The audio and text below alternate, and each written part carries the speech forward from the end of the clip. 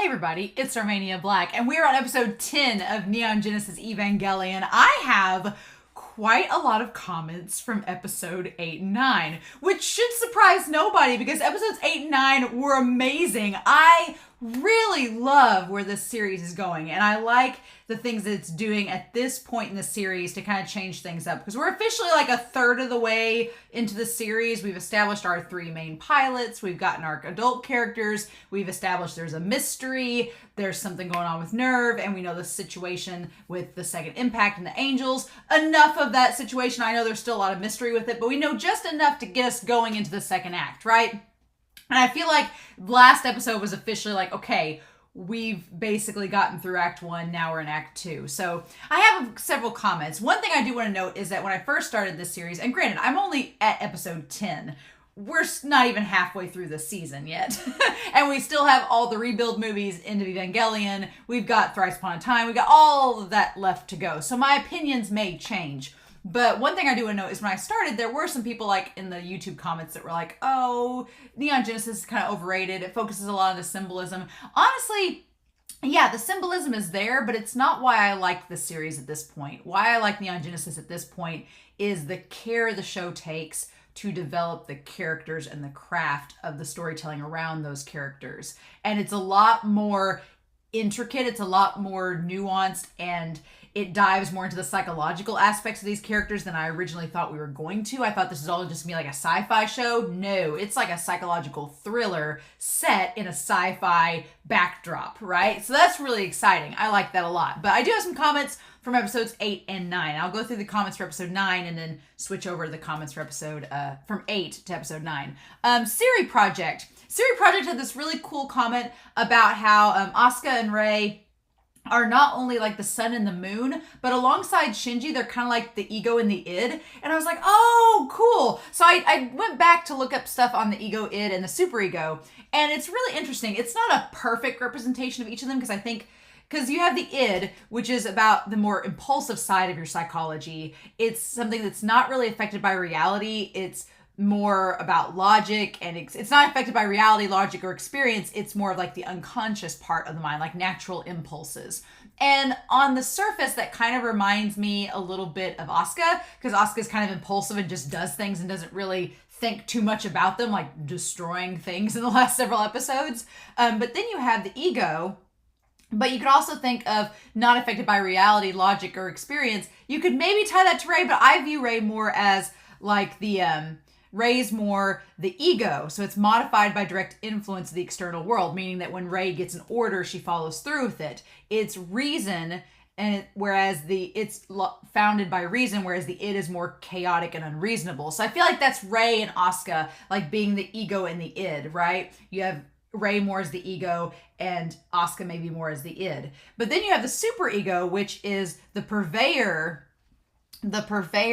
of, and my handwriting is awful, but basically it controls the id's impulses and persuades the ego to have more moral goals rather than simply realistic ones, and it deals a lot with anxiety and guilt. And I was like, well, that sounds like Shinji. So it sounds like Shinji, like trying to tame these beasts, you know, getting closer to Asuka and then also trying to reach out to Rei. So I like that. I like the idea of Rei kind of representing the ego, Asuka the id, and then Shinji the superego, which is interesting, right?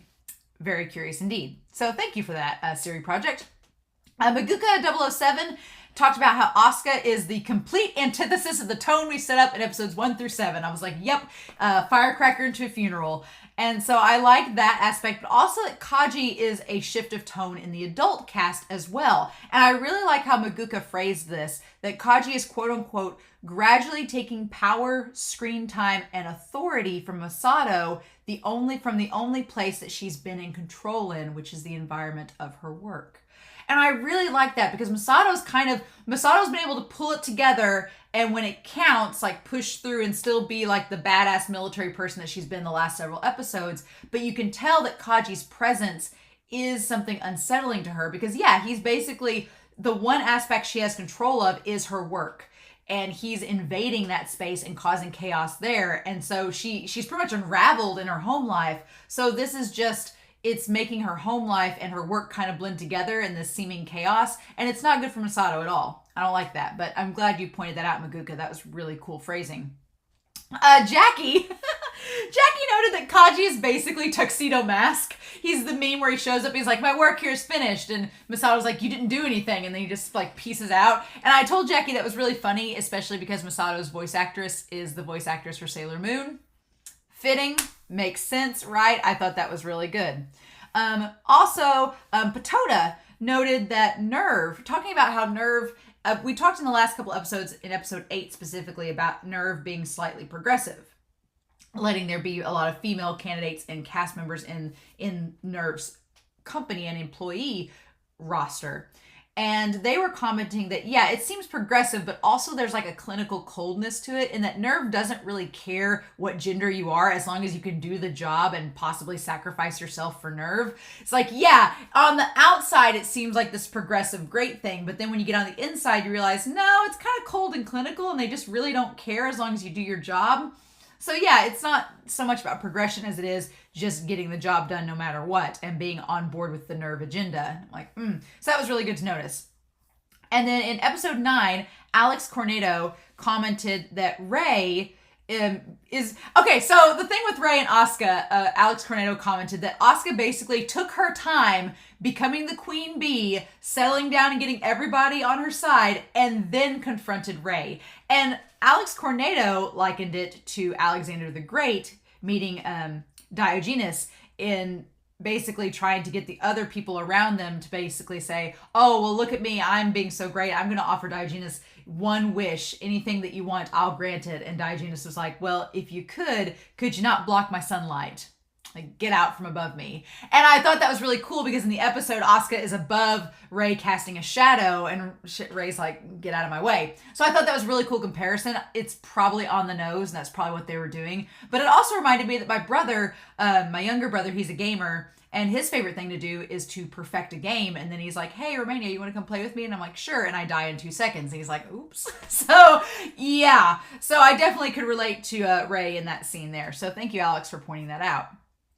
Nicholas, and then these next couple ones are a little bit, these last 3 comments are more biblical related. We're only at 7 minutes, we're fine.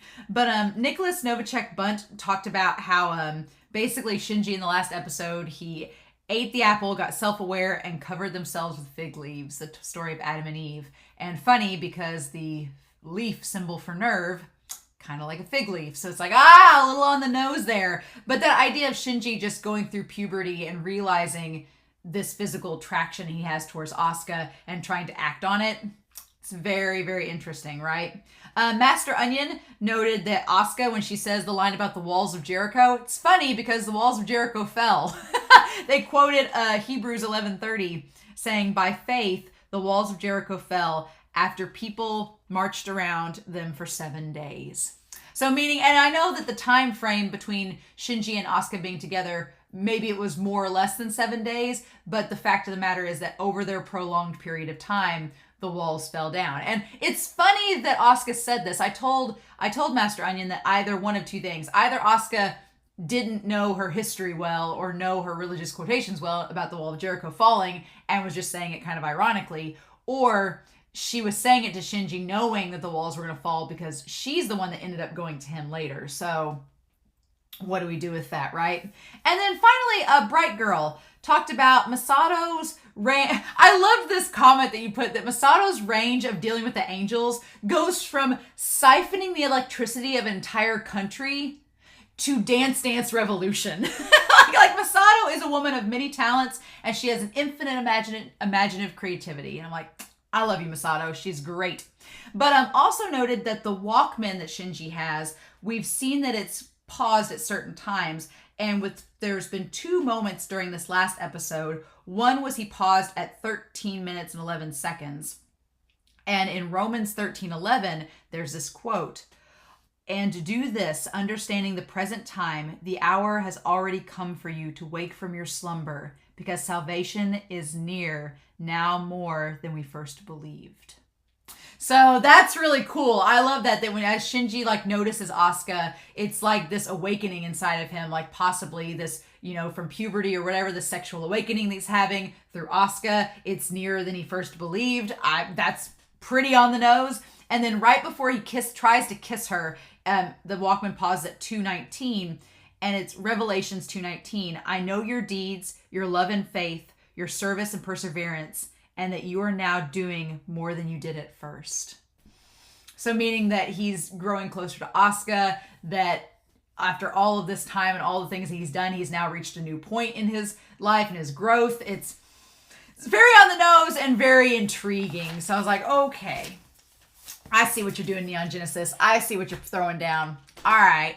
But yeah, I thought those were all really neat. Those were great comments, and we're only at 10 minutes. We did it. So sorry for the long intro there, but those were all great comments. Thank you all so much. And now we're ready to dive into episode 10. So we're not quite at the halfway point yet. Episode 13 will be the halfway point. We're not there yet, but I'm curious to see what this development with Shinji and Asuka is going to do, if Rei's going to get involved, like what is this going to be? So, and how's it going to affect their characters? And what's this thing with Adam? This mystery behind Adam it's freaky to say the least. So we'll see, right? But we're not going to wait any further. We're going to dive right in to episode 10 of Neon Genesis Evangelion. And we are going to do so here in 3, 2, 1, and let's go.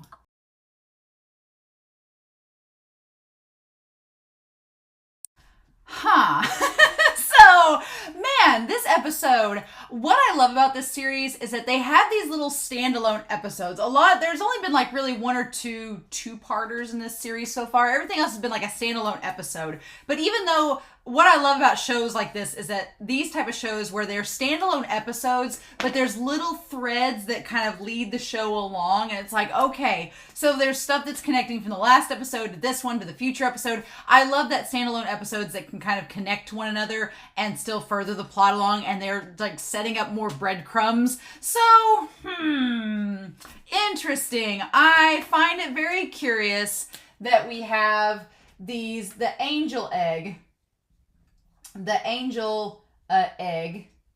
that's there that looks very similar to both Adam, who we've established is the first human, quote unquote, and also resembles in shape to the Eva. So there's these three things are all connected. The Adam, Eva, angels, they're all connected. It's just a matter of how are they connected and what's connecting them. That's the mystery, right? So this is our mystery box here. Is we don't know exactly what this is. We just know that it's our mystery question, things that we're not sure about, right? Man, puberty's rough. Poor Shinji. I feel bad for Shinji in this episode because he's just this teenage boy, this 14-year-old boy that's going through puberty, has his first erection, God, this poor kid. And he can't help it, right? That's the thing, he can't help it. I feel for Shinji, I really do. Our boy just can't help it. But there's some stuff going on in this episode. We're going to skip the OP and get right into it, right? So, it's amazing. It's so weird that we see people walking around the streets because for the most part in this series, everything's been so desolate. Like Tokyo 3 has been like a desolate wasteland where we've seen we've seen a handful of people in the grocery store, like back in episodes 2 and 3, and we've seen people at the schools, but out walking around just milling about, we've not really seen that. And so it seems like maybe this isn't even Tokyo 3. They might be in a different section where Kaji's taken Asuka shopping and she's like, lucky. I'm like, oh, Kaji also owns only one shirt and one tie. He just owns that red tie and that blue shirt.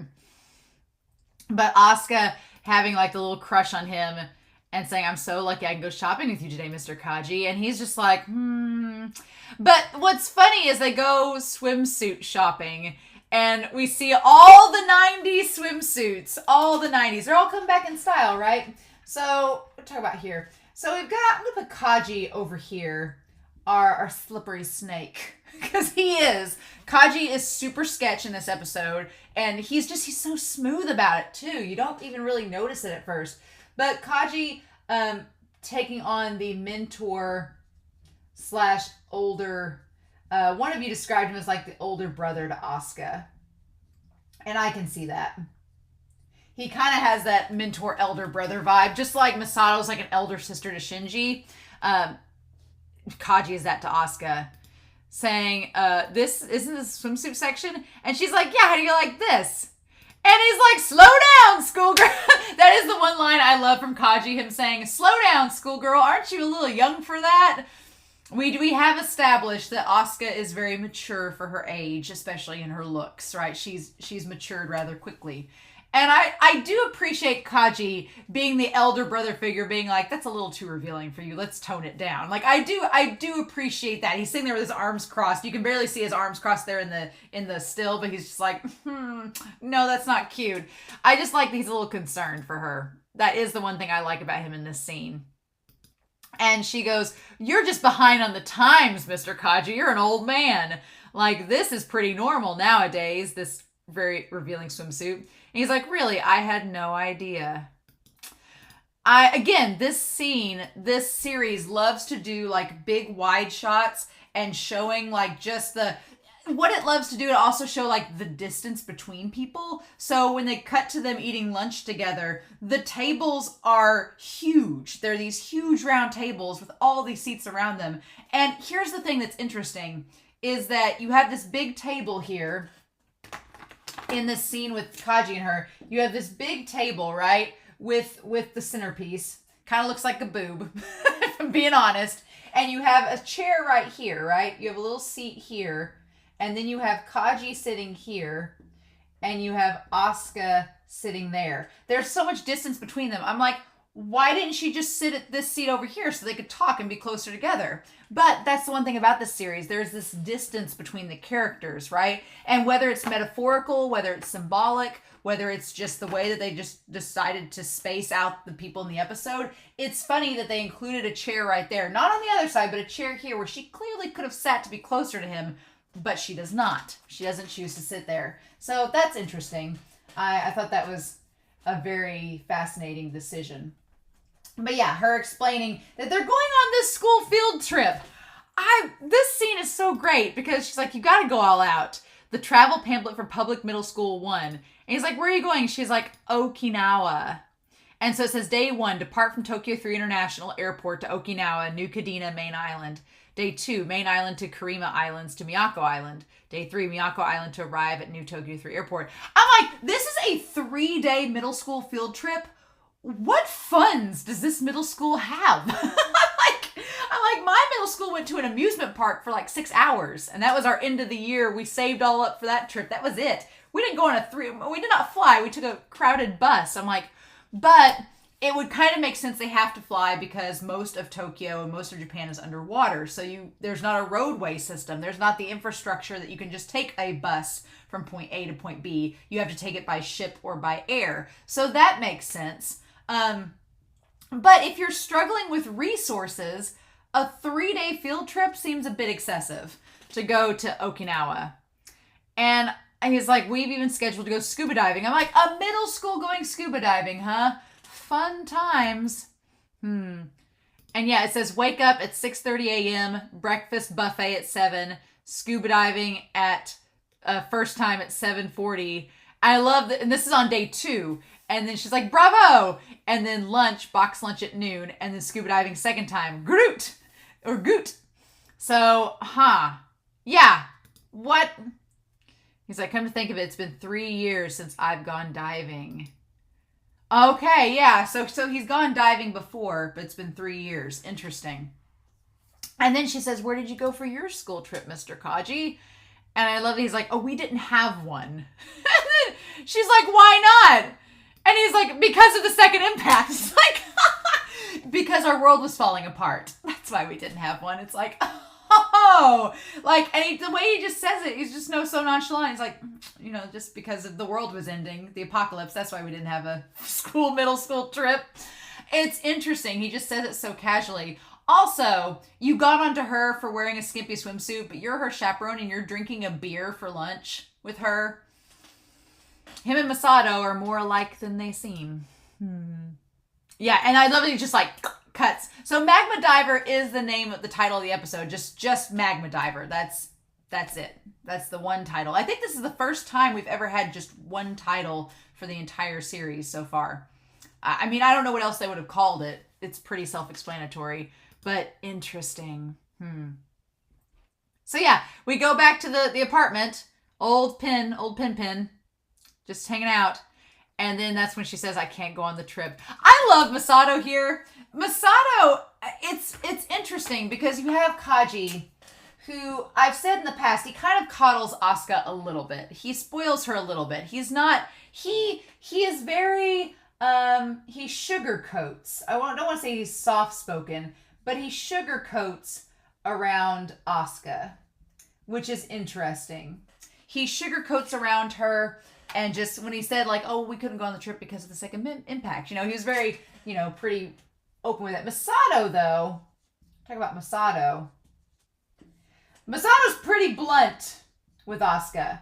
Because, and I think that, and I appreciate Masato being like that because I feel it's more genuine. Kaji, I don't trust any further than I can throw. He is super sketch. And we see that in this episode very much. But with Masato, she's pretty genuine. She's like, I'm just going to tell you like it is. She's like, no, you're not going. She has a different kind of beer. She's like, why not? Oh, you're on standby. She's like, you never told me. I'm telling you now. And I think it was Bright Girl or someone pointed out that a lot of the shirts Asuka wears are... The yellow shirt that Asuka wore in the last episode was Masato's shirt. And so that's why it was so big on her. And I think Masato's wearing it right now. Who in the hell decided that? Me, the operations planning manager. And I love that they just look and she's just like... And I love when she backs up, you see Shinji. And he's got the sleeves rolled up and the little cup of tea in his scrawny arms. I love it. And he's like, oh, he's just sitting there slurping the tea. She's like, why don't you stop slurping and say something? I love it. And he's like, oh no, I know the plan.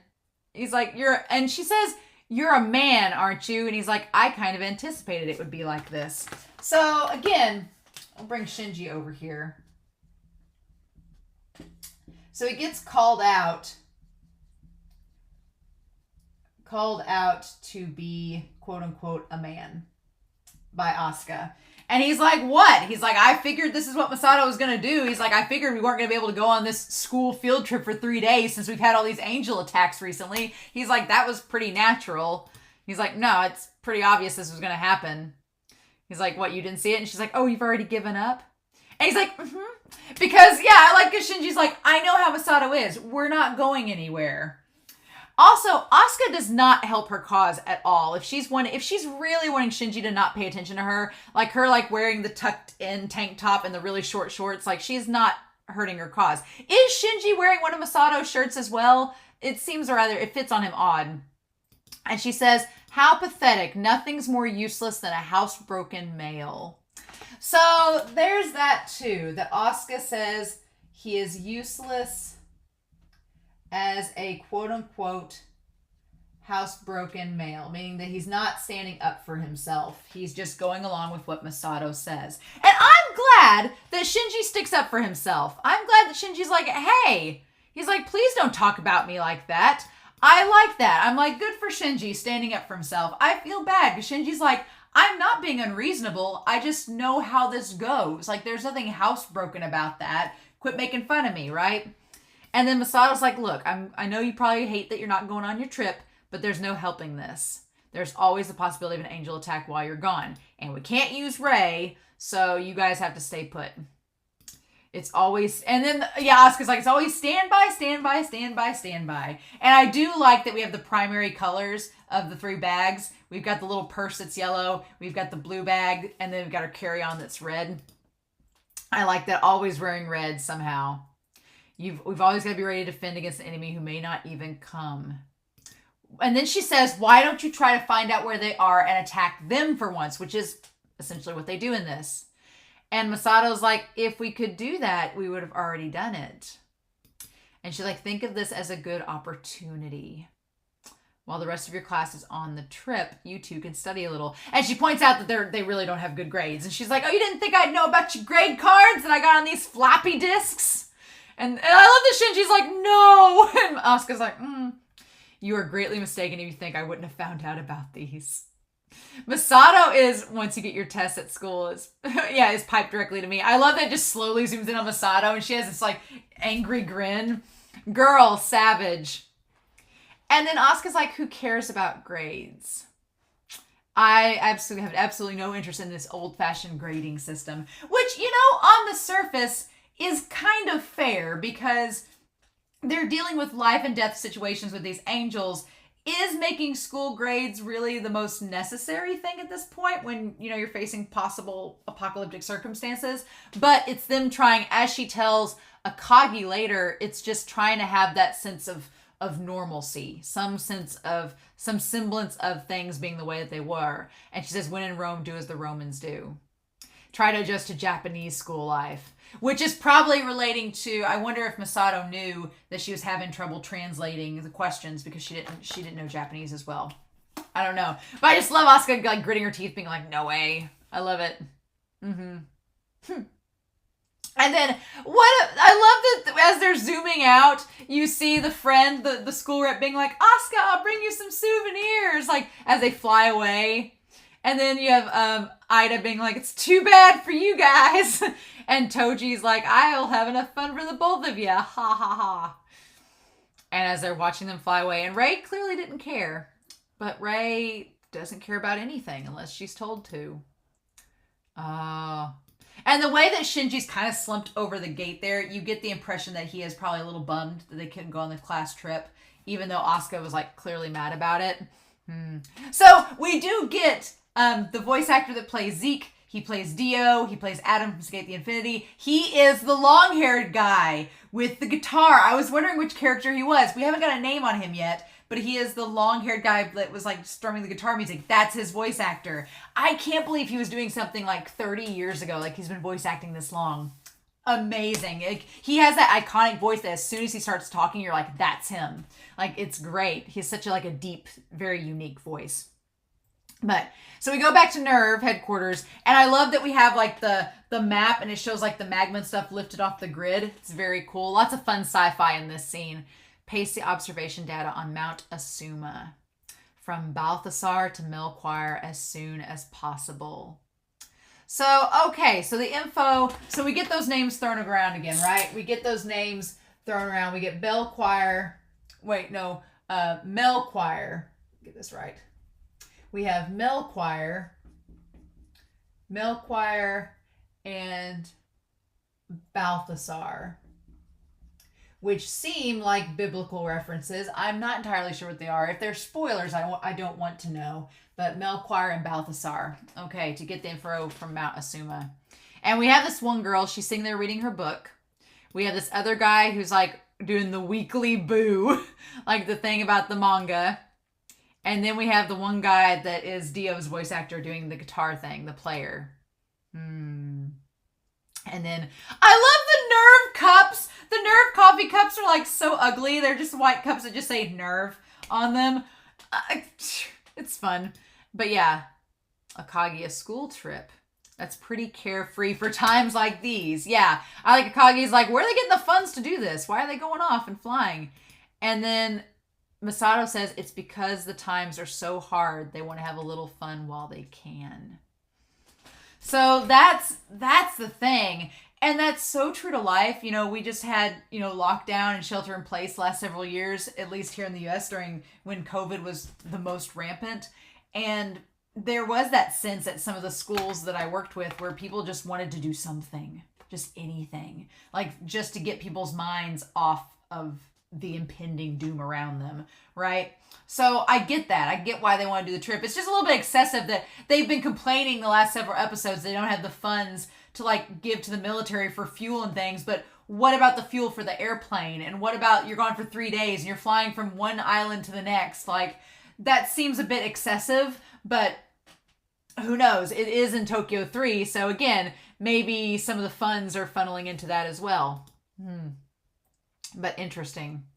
And then we have Rei swimming alone. And I love that the light from above looks like the moon shining on Rei. I like that a lot. That's really cool. So I'm going to put Rei over here. And that she's pretty indifferent to all of this right now.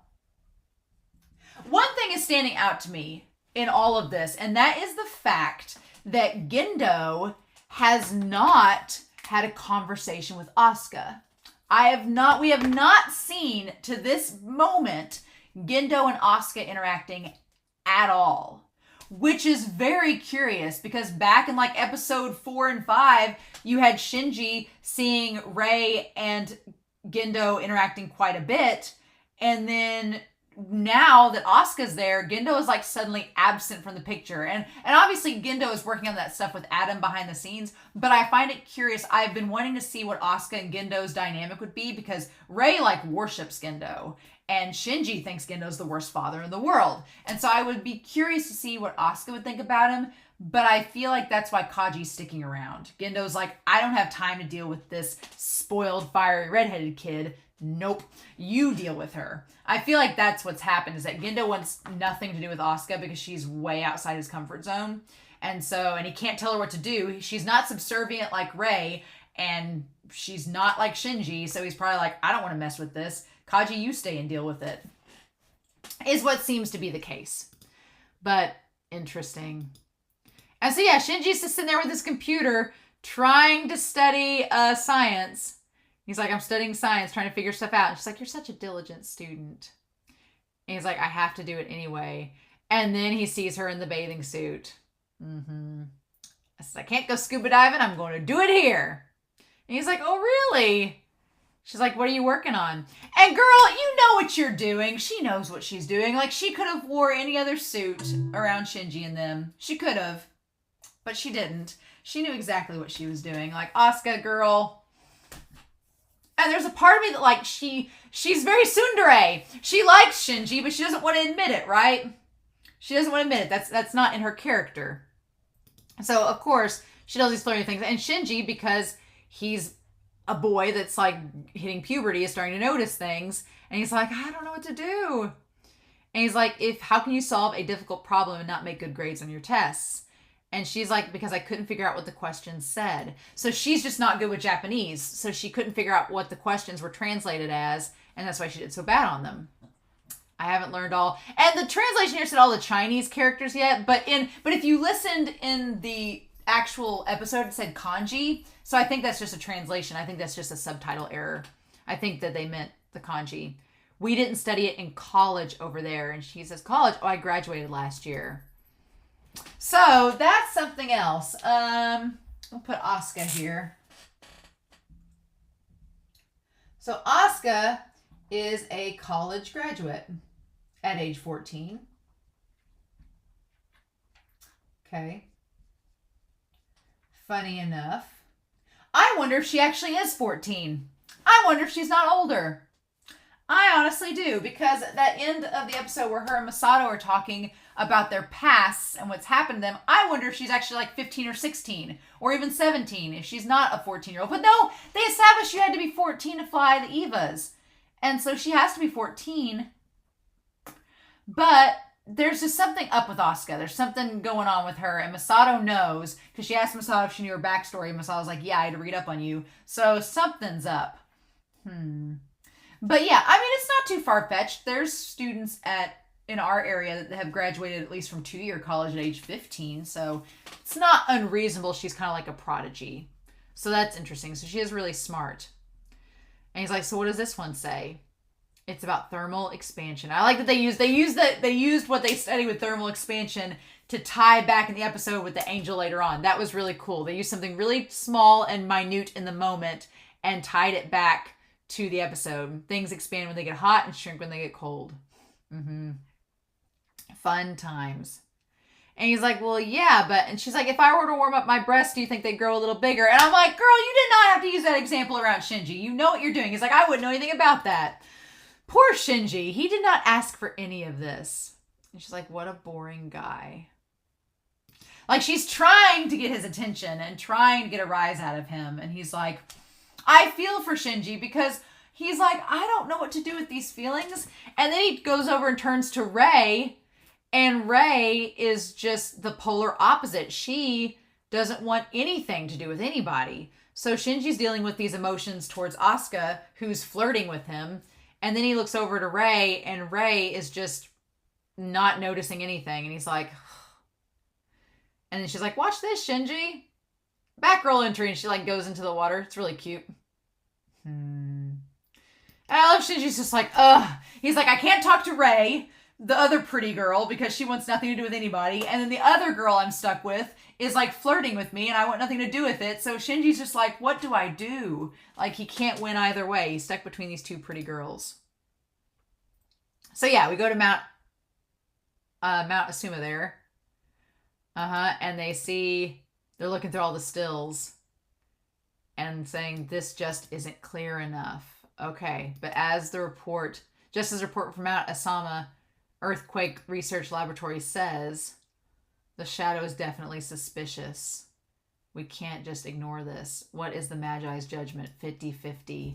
Okay, so we talk about the Magi, which again, the Magi, again, getting into biblical imagery, of course we are.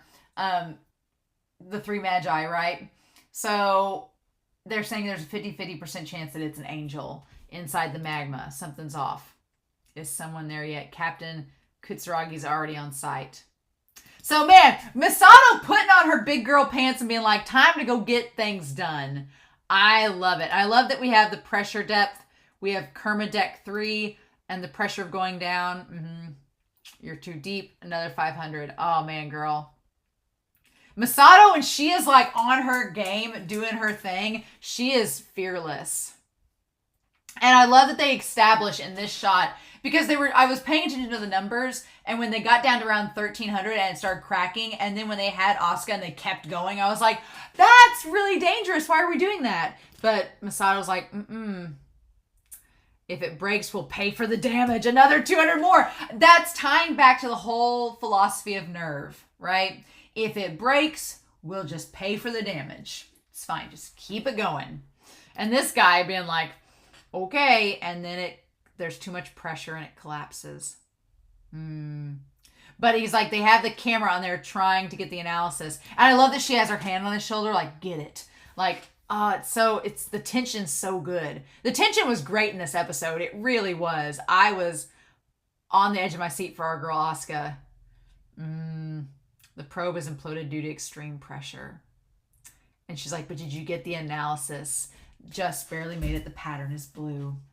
Yeah, so she's like, again, doing anything for the mission. Being like, did you actually get the analysis? He's like, yeah, we did. Okay. It's an angel. And it looks just like the egg. It's creepy. I feel like Masato's hair's gotten longer too.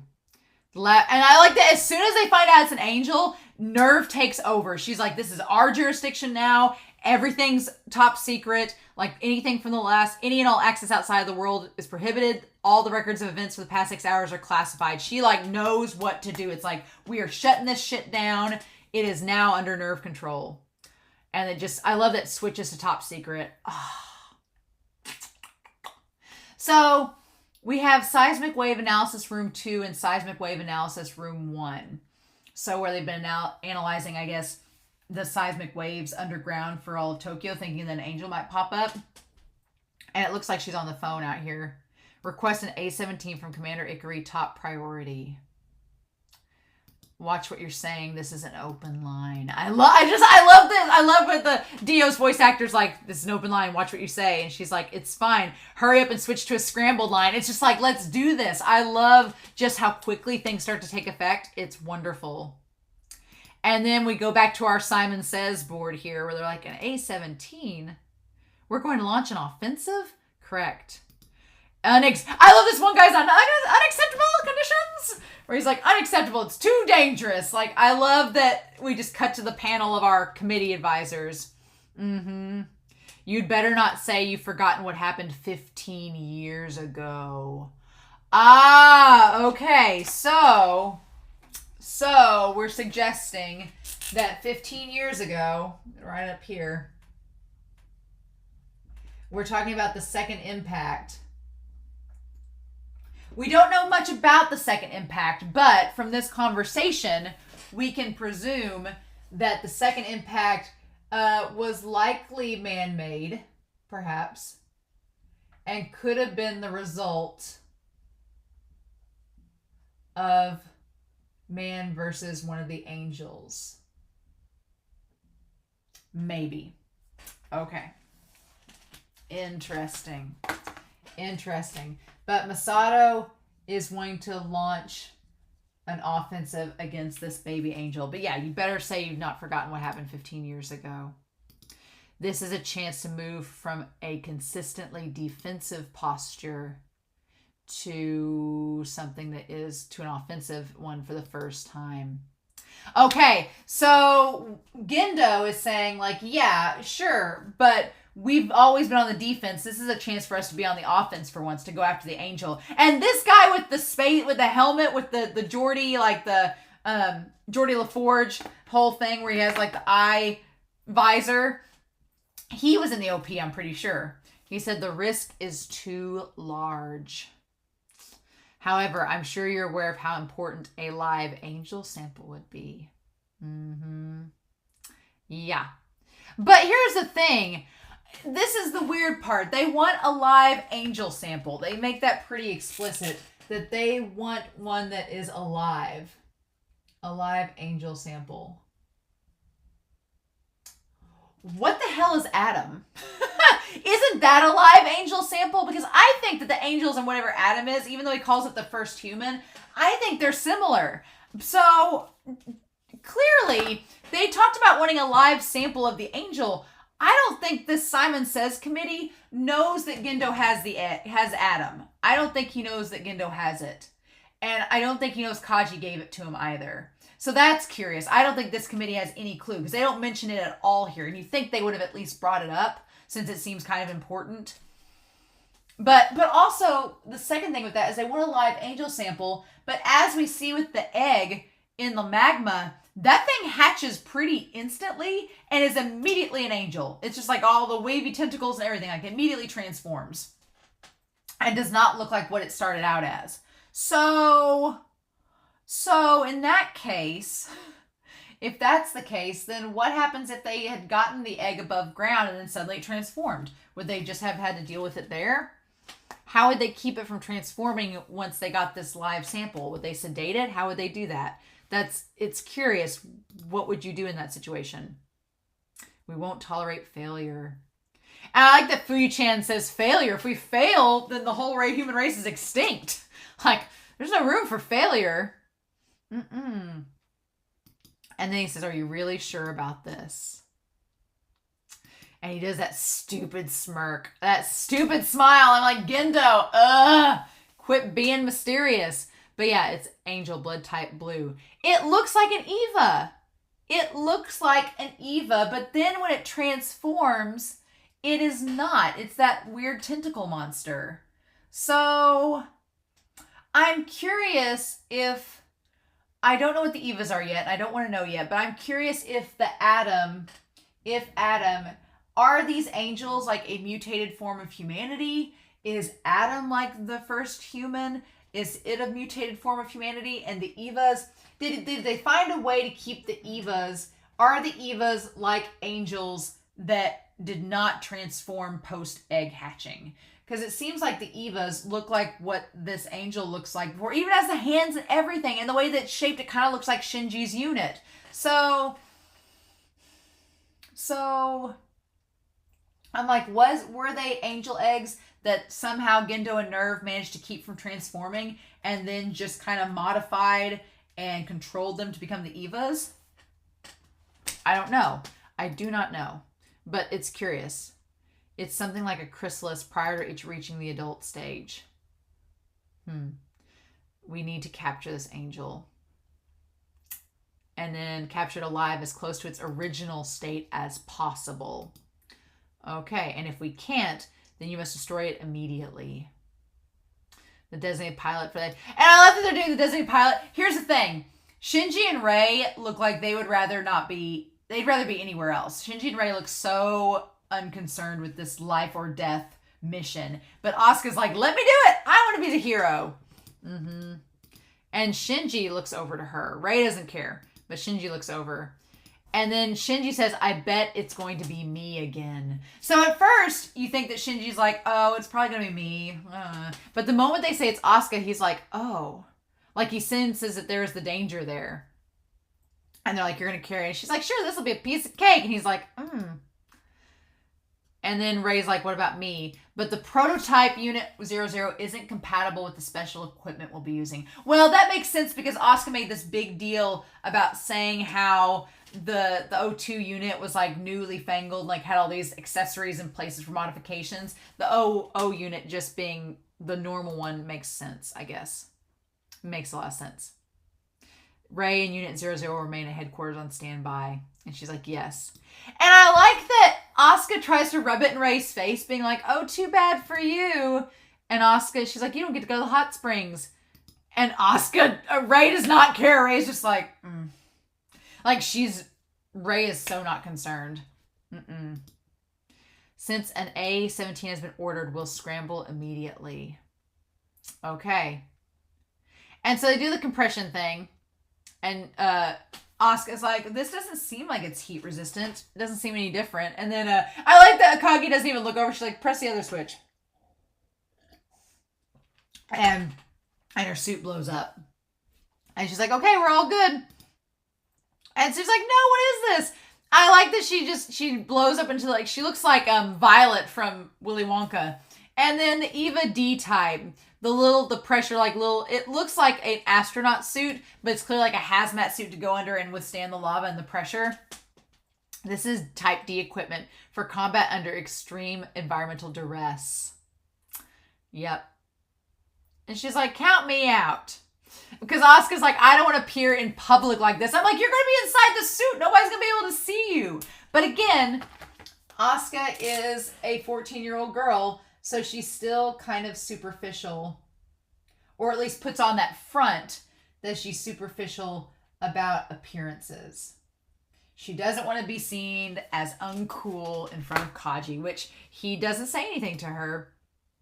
And she's like, this sort of thing's up Shinji's alley. Poor Shinji! This poor boy did not ask for this. She's like, he should be made into he should be publicly ridiculed. He's used to that. And Shinji's like, why? What are you talking about? I like that Shinji's like, well, that's too bad. He doesn't even question it. He's like, I was anticipating seeing Asuka's gallant figure. And I love that she runs away.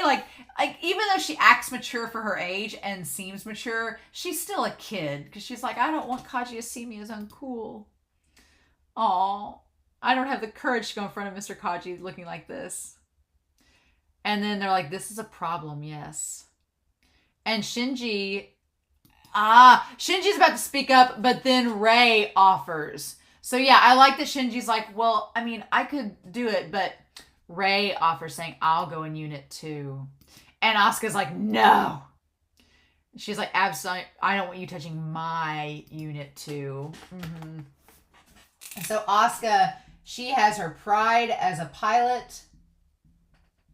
She has her pride as a pilot and wants Unit 2 all to herself. And it's funny because for Ray's doing the exact same thing she did with Shinji earlier. Ray wants to take responsibility and do it if nobody else will. It's funny because, yeah, some people commented saying that there's like discussions of this being like a waifu battle between Ray and Asuka. Well, first of all, they're both 14-year-old girls, so it's not a waifu battle. I mean, Ray doesn't even really like Shinji, so it's not really a love triangle either. Shinji and Asuka have this weird, like, tense dynamic, but it's 14-year-old kids realizing that they may be sexually attracted to one another. That's literally it.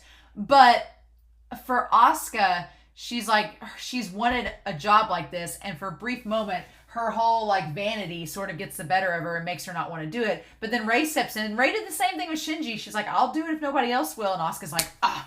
It's funny because Asuka and Shinji have different reactions. Shinji seemed a bit hesitant before when Ray offered to do things. And here Asuka just downright is like, no, that's my job. So it's interesting how different they are. Like, I'd rather do it than let the first take my place. And she's like, I know it's uncool, but put up with it, okay? So yeah, then we have Magma Diver. They got the title card a second time. And so this is when things get a little weird. Because we have NERV about to take them over the volcano and saying EVA Units 1 and 2 have arrived. And so they've got the plug-in, the support system set up, and they're running it up to the volcano, right? Have both units stand by in position. Move in the laser bore and ready the crane. Okay. and the boom arm is fixed in place. So you can see they have like all of the different wires and stuff that are powering the unit, like going as they go into this crevice of the volcano. And there's Shinji in the EVA unit ready to go. Okay, coolant circulation going on auto. And she's like, where's Mr. Kaji? Yeah, because Asuka wanted Kaji to see her on this mission. And I love that Masato's like, that jerk's not here. There's nothing for him to do. So Masato's like, I don't want to deal with him. So yeah, speaking of Kaji, we find out where he is, kind of. And so Asuka's like, damn, I wanted him to see how great I am. She wanted to show off to him and prove that she's a good pilot. So meanwhile, we have this woman and the dog sitting in a cable car with Kaji. Now, where this cable car and them are going, I don't know. If they're on the mountain or not. But this scene is really, really crazy. Because they're in this cable car, and they said, so an A-17 has been ordered. That includes the freeze of all current assets. And they're on opposite ends of the car. This woman and him. She's got a dog. They're both looking in opposite ways. Like if somebody were videotaping them, it wouldn't be obvious that they were talking to one another. And he says, I'm sure there are many people who will be put out by that. And then she says, why didn't you stop them? I didn't have any excuse. The order was official. But if NERV fails, it'll mean the end of the world. He's like, they're not that arrogant. Oh, so it's like, who's he talking to? Where are they going? Because that woman, this random woman, that's the thing. Like, who is he talking to? Who is Kaji talking with? Is Kaji a double agent? Was he sent to gather info from NERV? And is Kaji working for somebody else? And they're trying to infiltrate and get stuff with NERV or take it down from within. That's the question. Like, what's the deal? Because that whole scene and situation is like, okay, why is he talking to this woman in the cart? Why are they looking opposite directions like they're not talking to one another? Why does she have this dog with her? But also, she's not a civilian because they're talking about an A-17, like a government-issued order that's top secret. Masato just made a whole big deal about how everything from this point on was top secret and not to be talked about with the outside world. And here's Kaji sitting in a tramel car talking to some rando about it. What's going on? Like, Kaji, and it's just the littlest scene. It's the tiniest scene, but I'm like, if anything is to make Kaji even more suspect, it's who's he dealing with? What is this deal? What did he give Gendo? What is Gendo working against? What is happening? So, and I don't want to be spoiled, but I'm like, sketch stuff. And then we tie back to Shinji. What are those? Okay. So he sees 3. What does he see there? Yeah, 3. Oh, it's like an unidentified flying object. Oh, like a ship. Okay. What was that? Okay. So Shinji notices like a UFO. Okay. And says, what was that? Again, little tiny things like this and that. Like, what? This show gives you crumbs to be like, you might want to remember this later. What? It's the UN's Air Force on standby. Okay, that's what it is. It's the Air Force. Never mind. It's the Air Force. Yeah, so this part, that ties to this part. And then Asuka's like, oh, are they going to help us? Is the Air Force going to help us?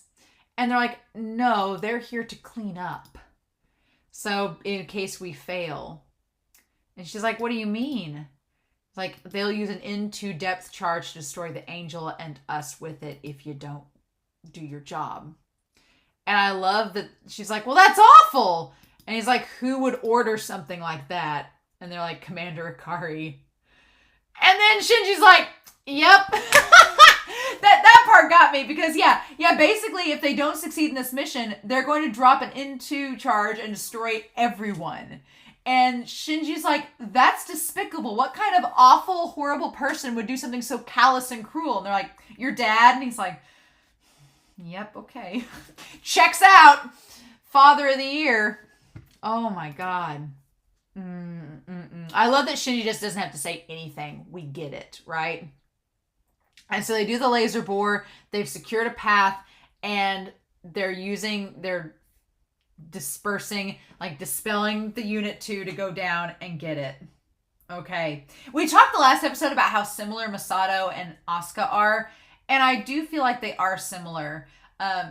They are more like Shinji and Asuka are not alike at all, but Asuka does have some similarities to Masato, just like Masato and Shinji have similarities. But they're both really good under pressure, right? She's like, watch this, Shinji. Giant stroke entry! I like that she just acts so, like, nonchalant, and he's like, but she acts so, like, kind of cartoony and acts like a shonen protagonist. She's like, cool, super entry port into this. And Shinji's like, ugh. But she's very much like Masato in the fact that when they're under pressure, she's able to remain somewhat calm. And that's a lot like Masato. And you can see that similarity there, especially when there's like, when they're really getting into danger. But yeah, I didn't even think about the lava having currents and the lava flowing and moving the egg. Didn't even think about that. Like, didn't think about how terrifying this situation would be if it were real life. Like, going into lava that could instantly kill you if it breaks through that suit, you're dead. And just knowing how much pressure and terrifying it is. I like Shinji just watching intently. And he's now, in the beginning of the scene, he was back a little bit ways, and now he's like over the edge looking at her. When they started getting down to 1,200 feet, I was remembering that the stuff was starting to crack and was like, wow, this is going back to the beginning. But Masato's like, keep on going. And asks if she can see anything, and she's like, no, it's not here. The lava current is faster than we thought. And things seem to be like not going their way. And Masato's just like, recalculate. We're going to continue. Resume the descent. And he's like, she could die. Masato's like, do it. Because at this point, Masato's like, okay, well, we either risk it and maybe she'll be able to go and get the egg, or if we don't do this mission, we're all dead. They're going to drop a bomb on us if we don't do this. So we've got to try everything we can. Yeah. Masato, and just, I love that when Masato gets under pressure, she becomes very short, and you could tell she was afraid because she was very short and like, just keep doing it. And I like that Asuka tries to alleviate some of the pressure too. She's like, oh, we're so good, I just want to hurry up and take a shower. Like, they're both really calm under pressure, which is interesting. There's a nice hot spring here. We'll hit it once we get done. Hang in there a little longer.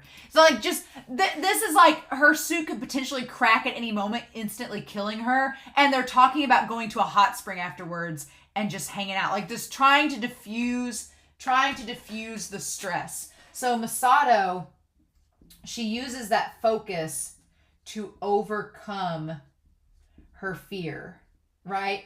Masato uses that hyper adrenaline filled focus to overcome any hesitation that she has. And with Asuka, in Asuka's case, she uses her humor or her personality to diffuse stress. So that makes a lot of sense too of why she's acting like that around Shinji, is that she is under stress or pressure because she has a crush on him maybe, and she's tsundere. So to try to like divert that attention away from the fact that she's flustered, she overcompensates by using her humor and like her intense personality to make up for it. So that makes a lot more sense with why she's like that with Shinji. She's just trying to overcompensate for the fact that she probably has a crush on him. You know. But maximum allowed depth is plus 120. And then, yeah, the knife falls off. The prog knife loses itself.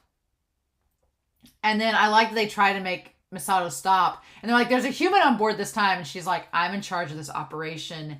Keep going. It's like, Masato. And it's Masato retaining that confidence so that while she's under pressure, Asuka's not getting freaked out. And then Asuka's like, I'm okay. I can keep going. And they just, man, to keep going that deep. Ugh. And so, yeah, the intensity of this scene, the intensity and just the tension is so well done.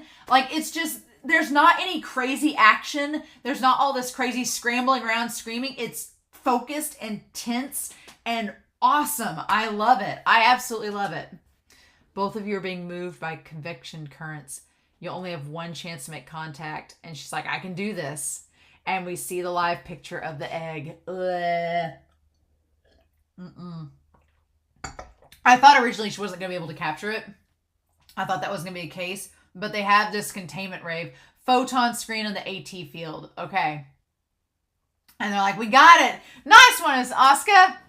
I love that they're like, and here's the thing. I'm like, girl, do not start celebrating now, please. When she started telling Shinji, she was like, it was a piece of cake. I was like, please don't say that. And of course, fear is often worse than the danger, as they say. And I love that Shinji's like he's thinking, Yubaka, you know. He's happy for her. She's like, but this is more of a sauna suit than a plug suit. I can't wait to get to the hot spring. And then I like that Akagi's like, all the tension let loose at once. You were scared about this operation too, weren't you? And she's like, well, yeah, because if we handled it badly, we'd have had a repeat performance. Another second impact. Yeah. We don't need another one of those. Like all the tension. Oh my God. Yep. Nope. Nope. Which is funny because it's like, what exactly? So that brings up the question of what will cause the second impact, because there was the big pyramid, the pyramid angel that was trying to drill through to NERV.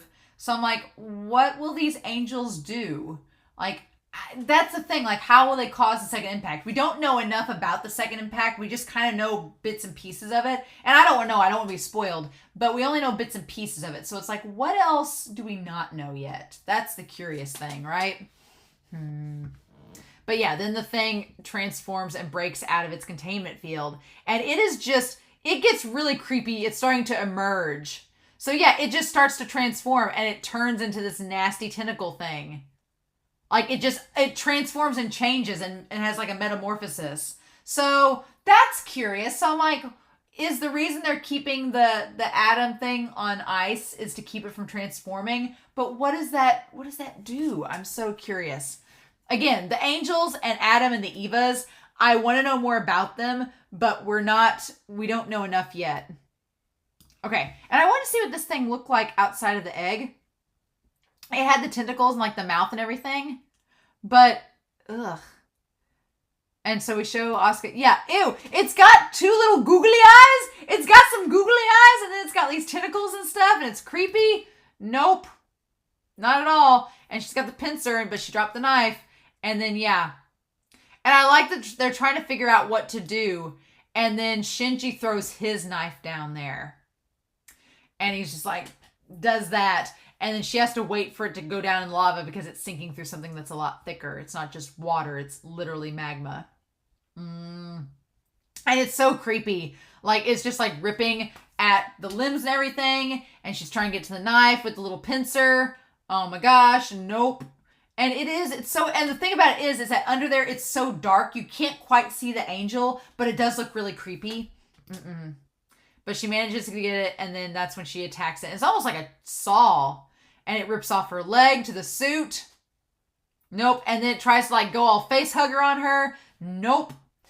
And she manages, they use the whole thermal expansion thing. They try to use it like they talked about. I love that it's a nice callback to what her and Shinji were talking about. It's brought back in this episode and put into action. And Shinji and her think of it as at the same time that they use the whole thing of putting the thermal stuff into there. And I love that Akagi figures it out too. Transfer the coolant pressure to cable 3. Yep. I love that Akagi's like, oh, you smart kids. And it manages to bust it up from the inside. But the thing is, it's tore the line that was tethering her, that was trying to drag her back up. It tore the line. And so they killed the angel, but she's barely hanging on by a thread. And this is the thing. As it's like the pressure and stuff start to cave in her suit and bust the suit up. And she's like, right when I succeeded. This is it. And then she starts to sink. And I love the Asuka is grabbed right there by Shinji. Yeah, that he dove in the magma to grab her. Yeah. Oh, it's so romantic for these little kids. They're like 14-year-old kids, but it's like, that's such a gesture that he just saved her. Like, he dove in to save her. And seeing, like, the Eva suit and everything. And he almost looks, like, sad. Like, you don't see Shinji's face. You just see the Eva suit looking, but it's like, it's like, almost like looking into Shinji's face. It's like, what?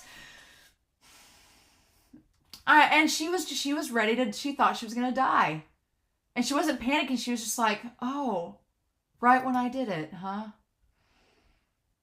And then she's like, idiot, don't go overboard. That's so sweet. Like, that's actually really sweet. Like, she's not all tsundere all the time. Like, I love that moment where she gets soft and she recognizes that Shinji saved her. It's like, that's really cool. So they go Umiya, and they manage to go to I love the like NERV party, and it's literally the three of them. It's, as far as we know, it's just Misato and Asuka and Shinji. But then they're like, Kaji sends Pin to them. Like, what from Mr. Kaji? What could it be? And it's literally Pin. Like, couldn't he feed himself? Why did Kaji, could he not show up to feed the penguin? He just had to send it there? What? But yeah, I like that Pin and Shinji are there in the bath. It's really cute. Kaji's like, I ain't taking care of this penguin. I'm going to send it over there to them. And so then we have this final scene between them. And they ask Shinji to throw the shampoo over. Can you throw me the body shampoo? We ran out of ours. And so they really cut, like, this water's not very deep. I'm like, Shinji's not very tall, but it's like, just like, right, this boy has the longest torso in history. Like, they just really cut it as close as possible. I could take a gif of him just, boop, just throwing the shampoo, just like underhanded even, right? And just standing there, and they're like, oh, you idiot, watch where you're throwing, you suck. But she says, don't hit me in some weird spot. And then he starts to blush. And Masato's talking about Asuka in that moment. And then they describe what they're doing, and Shinji obviously is imagining it in his head. And I love how long it focuses on him. And then Pin is like, And then that's when Shinji dunks in the water and his ears being red. I can't believe they said it expanded. I can't believe they had that. And they're like basically saying, yeah, Shinji had an erection. Like his first hard on as a 14-year-old. Awesome. Like, poor kid. Oh, how embarrassing. Poor kid. And then we cut to Asuka and Masato. And Masato has this big scar that's right now, it's like right under where her rib cage is, has this big scar. And Asuka notices it and doesn't say anything, but Masato's like, oh, I got this in the second impact. Doesn't say how, just that she got it. You know all about my past, don't you? She's like, yeah, it's part of my job. So that's the thing. So Asuka knows that Masato has the dirt on her. Like, Shinji is, I feel like Shinji's aware of it, but chooses not to acknowledge it. He chooses to let that slide by the wayside because he likes Masato. And I feel like Shinji doesn't want to think of Masato in any other terms other than that she would be. I think that Shinji doesn't want to associate Masato with his dad, even though they work for the same company. And so even though he knows that she probably knows stuff about him that she's not supposed to know, he doesn't want to acknowledge it because that would ruin the image he has of Masato. But for Asuka, she's like, you know about my past. And Masato's like, yeah, it's part of my job to know about you. It's all ancient history for both of us. We shouldn't let it bother us. So that begs the question, what is the history with Asuka? How does it tie to Masato? Does it have to do with the second impact? What's the deal? How is Shinji gonna last? Poor kid.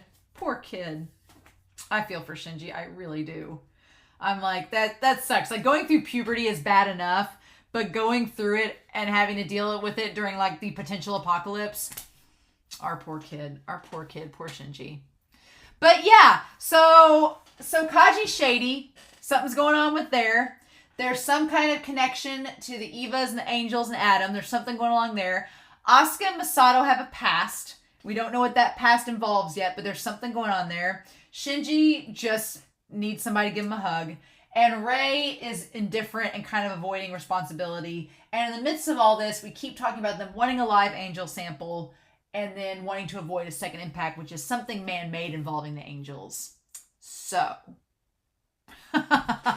this episode, again, it was a standalone episode that, you know, could just be by itself, but these little crumbs of exposition are tying from previous episodes and are probably going to tie into future ones as well. So, it's great. I feel like this episode is probably not everybody's favorite because it seems like such a simple episode, but it's still really good. So, but yeah, so that was entertaining. I like that a lot. But yeah, things to think about for episode 11. So we shall see, right? But in any case, I'm curious to know your thoughts down below. Please no spoilers.